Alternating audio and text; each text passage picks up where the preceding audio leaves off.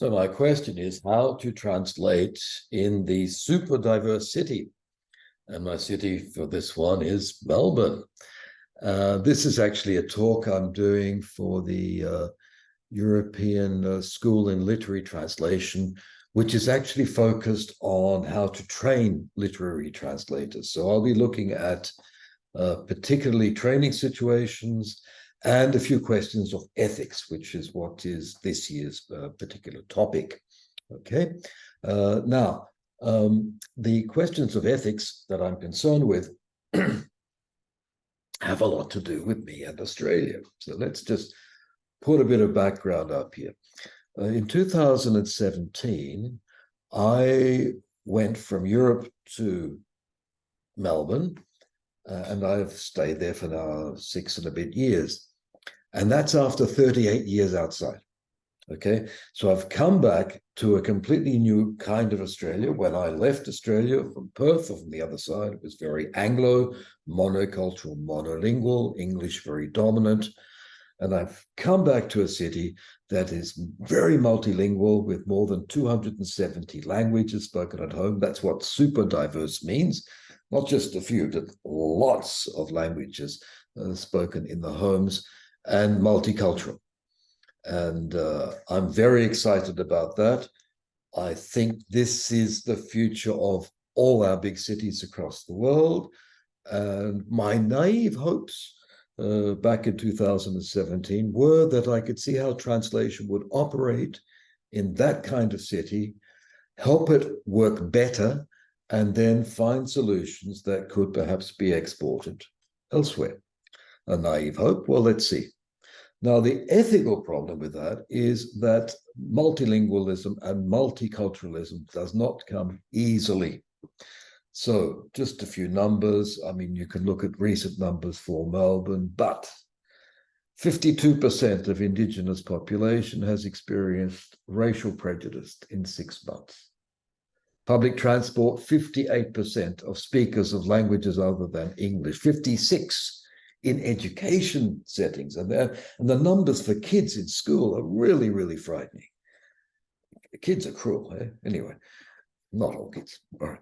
And in general, this is from an Amnesty summary of previous research, 76% of Australians with a non-European background, African, Asian predominantly, have experienced ethnic discrimination of some kind.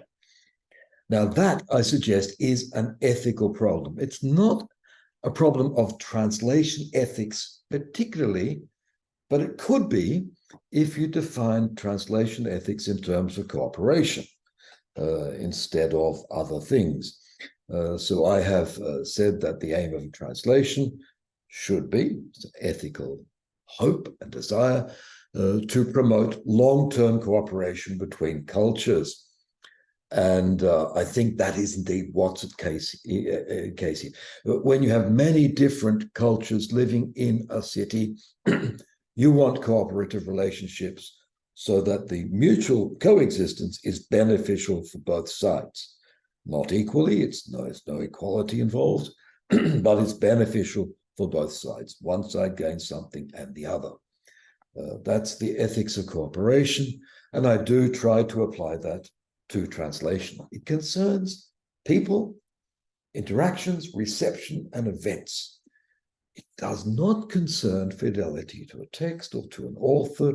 It's not an ethics of representation as such. These are not its prime criteria. And it doesn't belong to that long epistemology of the book from the early modern period, from printing, when texts were established, and it was a question of being faithful to the printed word.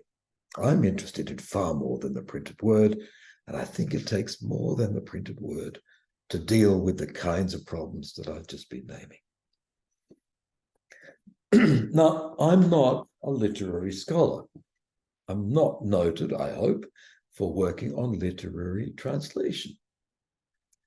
And yet I have been through that one.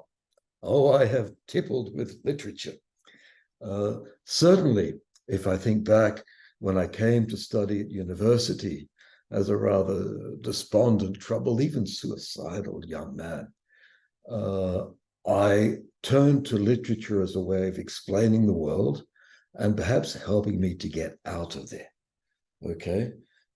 So in Perth, if you can envisage that in Australia, you've got the Indian Ocean on one side and you've got a lot of desert on the other side. And all I wanted to do was aspire to something beyond that. Get me out of here, beam me up, literature. And it did in many ways. I won't go into them all, but there was this appeal to transcendence. I know this is not sophisticated literary theory and it's very romantic, but it does have the virtue of honesty in my case. So bear with me. Okay. That beam me up literature, I went through that. You've got to work through it. I went all the way, I think. I did study comparative literature as an undergrad. Not at first. I thought it was not good enough for it. This higher sphere, this idealization of fine living or fine writing or a higher form of existence. I did my doctorate in Paris on the sociology of literature. I spent a year writing my thesis actually in the comparative literature department of Harvard University. I did a postdoc on literary translation in the Sonderforschungsbereich, a special research center in Göttingen in Germany. I think I paid my dues to literary studies. And I lost the faith. How did I lose the faith? Well, for some years, I was actually running a cultural foundation, a French-Spanish cultural foundation that gave grants to writers in residence and organized conferences on literary topics, also painters as well. And I looked at these people around me and I saw a lot of basically teachers with pretensions, third-raters, people living the dream, pretenders, bullshitters. I looked at them and I looked at myself and I thought, this transcendence thing, it's a hollow promise. It's not really working.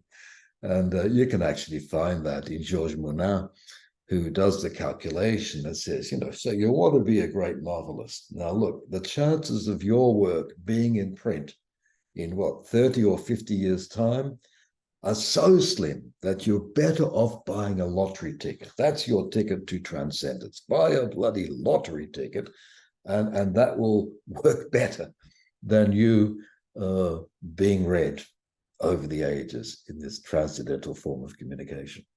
I lost that faith. And it's an important kind of promise, that transcendence, because a lot of translation work is involved in it quite intimately. That we translate the great author to be near to them, or we judge transcendence on how many translations a text has or an author has. How far can they go? How much does that transcend the bounds of mortality? We are involved in that, perhaps, but not me, not anymore. I have quite different problems. Now, let me return to the superdiverse city and my particular kind of ethics here of cooperation.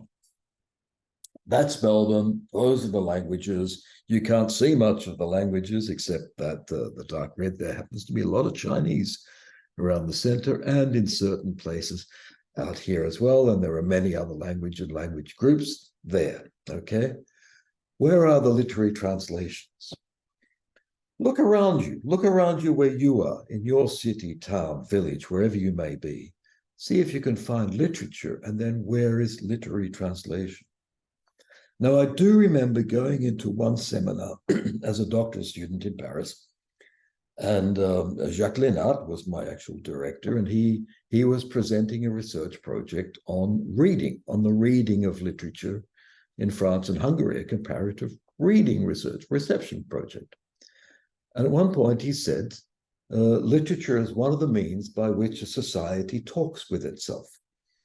I was sitting there, please, sir. No, I didn't say please, sir, but I sort of, wait a minute. I've just come in the metro and I've seen all these people reading, and they're reading books so as not to speak with each other. Are you sure literature is a way that people speak with each other? And I'm not the first to make that kind of observation. You can find it in Walter Benjamin on his talk about Baudelaire and Le Flâneur. The fact that there was this period of urbanization and transport where the agricultural village, where everybody knows everybody else and you can chat with everybody you're moving around with, suddenly becomes a moving in a city with unknown people and non-trusted or suspicious people. And literature turns to ways of analyzing who they are and where the risks are. Okay. Or you're simply looking at your book to communicate with your private transcendental sphere so as not to interact with the people around you in the city. Are we sure that literature can help with the problem? Now, my doubts are somewhat allayed by research by Mohsen Kafi, carried out on Wellington in New Zealand. So he's got a nice city, an object to study. It's controllable, they're not too big. And he actually finds that translated literature does have a quite vital role in the city. So his research obviously looks at bookshops, and yes, the translations tend to be on the back shelves, but they are there.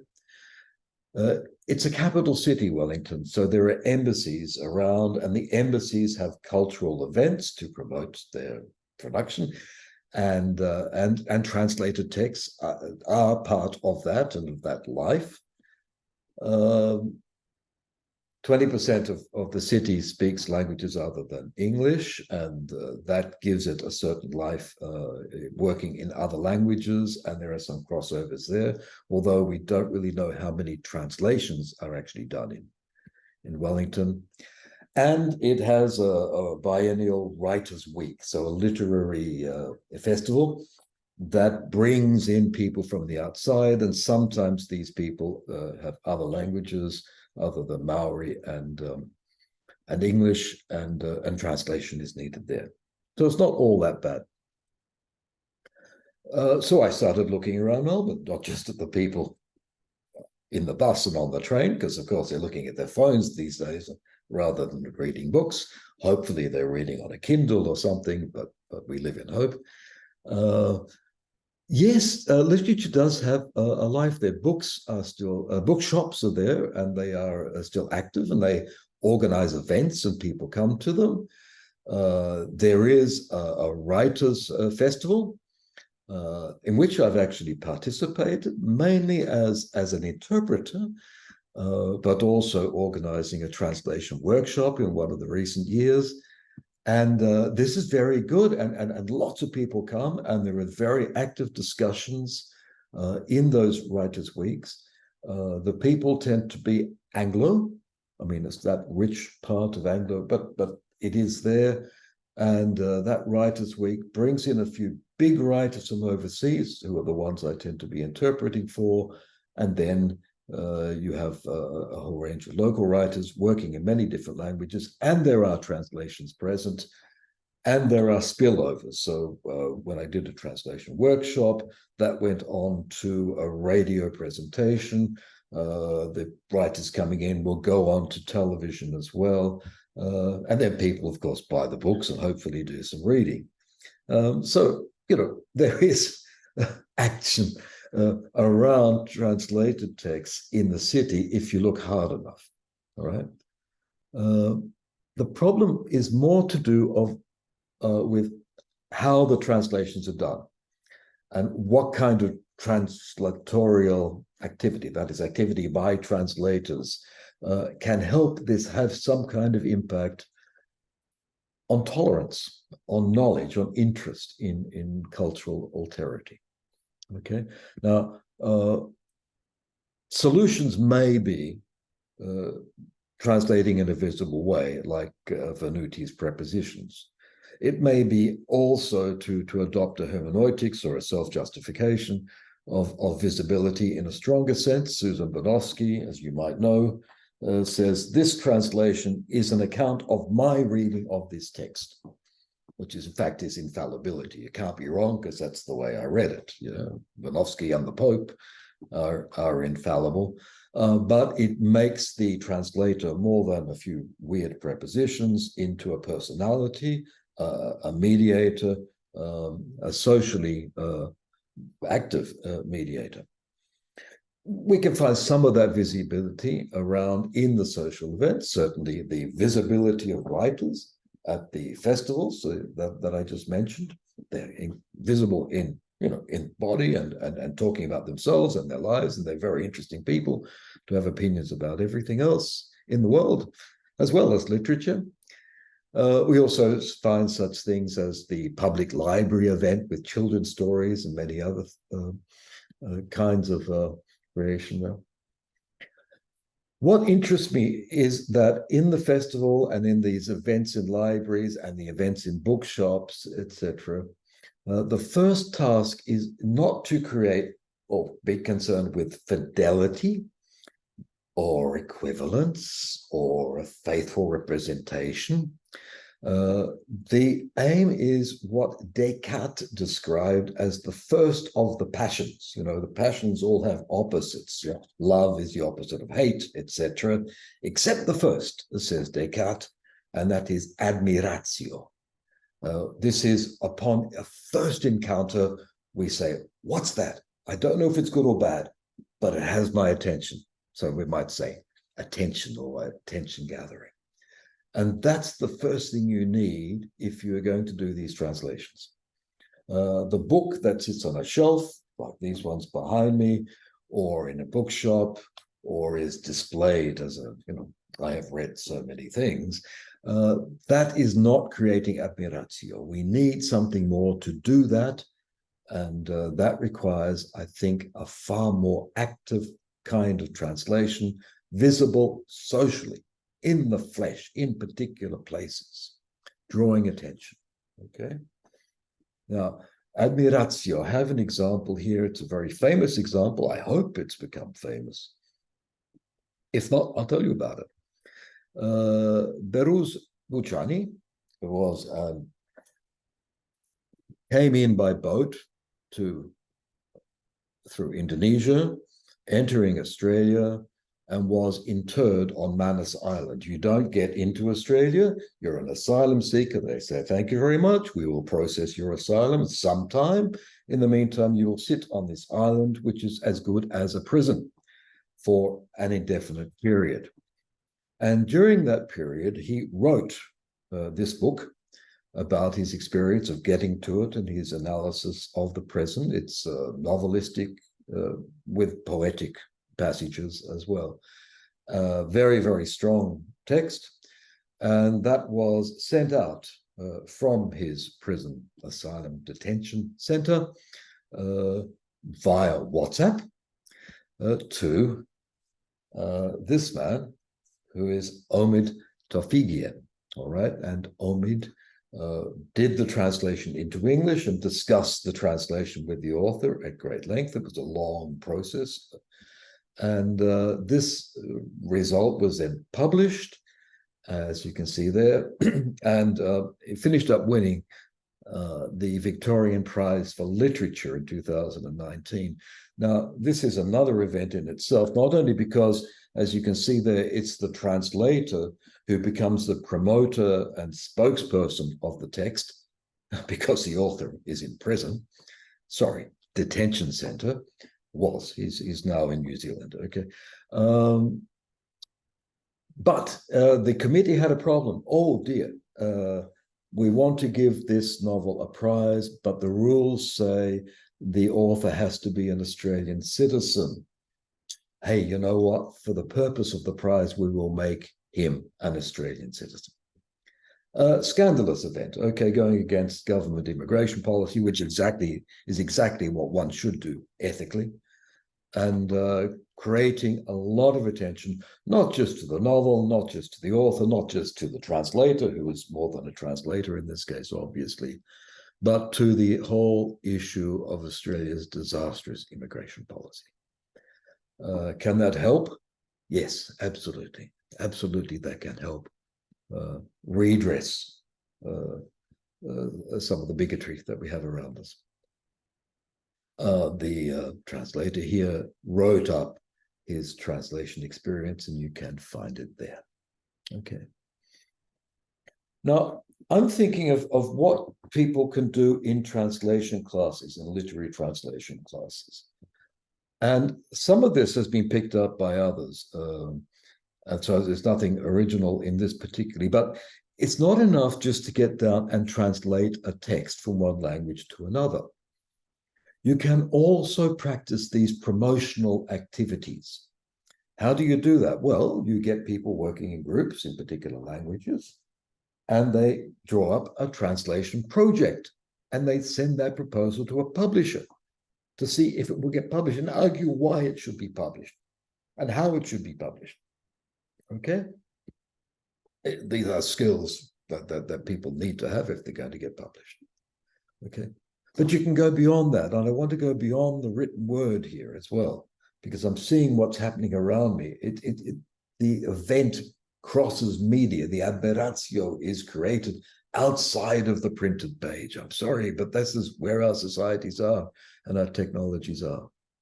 So get students not just to do a written project, but a promotional video of the translation they want to produce. And then other students in groups, I tend to work with multilingual classes or language neutral classes. So we have people produce this project, let's say a translation from Chinese as the occurrence, and we have other people role-playing as publishers who don't know Chinese, and they have to select which project they're going to go with. And they learn a lot about what a good presentation is.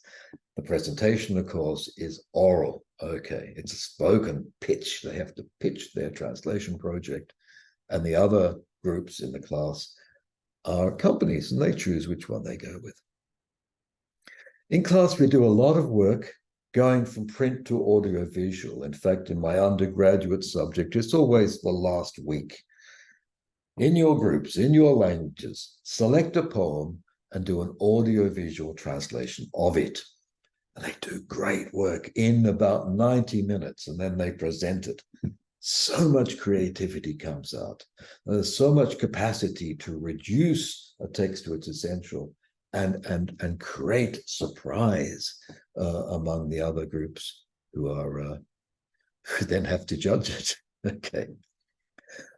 Why should we go from print to print? So it's so hard to get published, so easy to produce a podcast and put it out there and promote it. Your students are younger than you, perhaps. They'll know how to do that much better than we do. And I'm thinking, in fact, of doing this as a podcast. It would work much, much better. My books should be podcasts. Anyway, get students to go around and find natural stories. Some of the most harrowing, moving stories that have been told to me in Melbourne are people just explaining how they got there. Oh my God. It's not a novel, but you can hear that story and write it up and present it as something, and that's a translation, going from the raw orality to the written, or to something that's formally has literary values and can enter that realm of communication. I won't go into the examples. I don't think I'll have time, but if we do later, I'll be pleased to show you them. Okay. Now, a lot of what we have to look at more closely is how translations are received, not just how they're produced, but how they're received. Because if you don't have that reception, you're not going to have that impact. You're not going to affect the bigotry and racism that we have around us. So why not get students to go and look at the online reviews of translations and do a search and discover how different translations of texts that have many translations, how they are discussed and what people think about translations, what they value in a translation, what attracts attention and admiratio in a translation. Your students can participate them, make them participate in the discussion threads. Okay. A step beyond that could be to borrow what's happening with audiovisual material. So I've had students working on particularly Chinese dramas that are available online internationally. There are standard translations into English. There are very delayed translations into other languages, but there are also machine translations that are then discussed by the people in their blogs and in their timed comments, and in some cases in the danmaku messages that fly across the screen. The reception is so rich in these cases that the faults of machine translation become an occasion for rich international discussion around a text. Why not get some of that going in your classroom, or explore its possibilities for the literary text? How is literature received in Australia? I don't know where you are, but there are book clubs all over the place. Book clubs are a great social event for people to have a chat and drink some wine and talk about a book occasionally. Find out about how they work. Not you. Get the students to find out. Get them to participate. Get them to see if translations are among what's used in the book clubs, and if they are, on what criteria or what people say about the translation. Beyond that, I think it would be good in our classes to get students to do research on translations from a language, not from outside of the transcendent, the faraway place, the source culture back over there, back in history. Find out about translations done in the place where they are, in the languages. Our places are not monolingual. And especially Australia was never monolingual if you go back. So there is this, is translated from Chinese. It was the first Chinese novel written in Australia, written in Melbourne, not far from the university where I work. And it was picked up and translated and given a massive introduction. And it's got the Chinese there and the English on the other page and lots of notes. Fascinating thing. And has become a stage play over there. And my own research on translation history these days is going back to a lot of the work, not just into Aboriginal languages. These are Carl Strelow's informants in Central Australia, but this is from an actually Sri Lankan interpreter who worked on the ships in the north. This was a letter of safe passage he carried for pirates. So it's written in Malay, but it's written in the Arabic script of the time. And Udin, sometimes called John Odin, became quite famous as helping to protect these ships from pirates in the space of Indonesia. I picked that up because it's actually one case where the Sri Lankan community in Australia has gone in and resurrected or found out about this particular interpreter and his contribution to Australian history. There's a lot more to be done there in translation history, but that's for my own research in future years. You can also find out who in the city speaks the language that you're going from or to. I'm talking about translation going both ways. And you can find out what segments of the community are involved and then translate for another segment in another kind of translation. That is, switch the normal reader of, and then see what you can find. So this is the Aboriginal language around Perth, where I'm from. Not my part, I'm from there, Noongar, okay? And people have translated Shakespeare into Noongar. That's the classical thing, the transcendent thing. We'll prove this is a viable, rich language. We will translate the transcendent English author into this language, okay? But who's going to read Shakespeare in Noongar? How is that going to help the its recovery? It is a language that is in the process of revitalization. It was as good as dead. Well, do Bruce Lee in Noongar, okay? Here he goes. Dub it. Get the kids to do their kung fu fighting in their language. Well, what should be their language as they learn it. So this will be your only experience, I guess, of a bit of Bruce Lee in Noongar.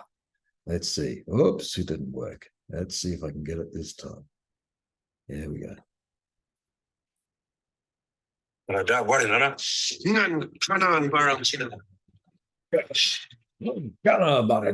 Yeah, right. And all the kids love that. Okay. And that's going to get their language going and they'll be proud of it because they can do Bruce Lee in it. Right. Be creative. Be creative in what you do. Okay. I think the space of teaching for the kind of ethics that I'm interested in should really just open the door to what these students can come up with to create admiratio. Is it difficult to do? Perhaps, but it's done around us. Master Chef, cooking. Cooking is a great way to get into other cultures and explore them. Australian Master Chef, as it happens, is more popular in India than the Indian version of Master Chef. I have friends in South Africa who also watch Australian Master Chef. Say, what the hell? Why are you watching Australian? They say, it's got all the cuisines. Okay. Australia knows its own food is just crap. We've got all the cuisines of the world being produced there. Okay. And this Master Chef, if you look at it, is multimedia. It's on television. Okay. It's on streaming. Okay. And people can sit around and talk at their leisure. But it moves into books. Okay. And it moves into radio things. It's got mediators as personalities. So these people are interpreting. I'm interpreting my grandmother's favorite recipe for you. Okay, but it's my interpretation. We get to know the mediator as a trusted person, opening up to another world. The reception is intercultural because the meals they produce are judged by a multi-ethnic judging panel, as it happens in Australia. But it all comes to this one place, so there's this comparison, and it's an intercultural kind of reception. And then afterwards, hopefully afterwards, when people have seen how these dishes are cooked, they've seen how people like actually eating them, then you can go out and do it yourself, or you can go and talk with the people across the road, or the people on the bus, or the people on the train, or the people at work, and talk about the food. Yeah, that's it. That's a first step. That's overcoming that racism, bigotry, intolerance. That's a kind of opening towards cooperation. And I think the big challenge for literature is to find ways of doing that without entirely betraying literary value.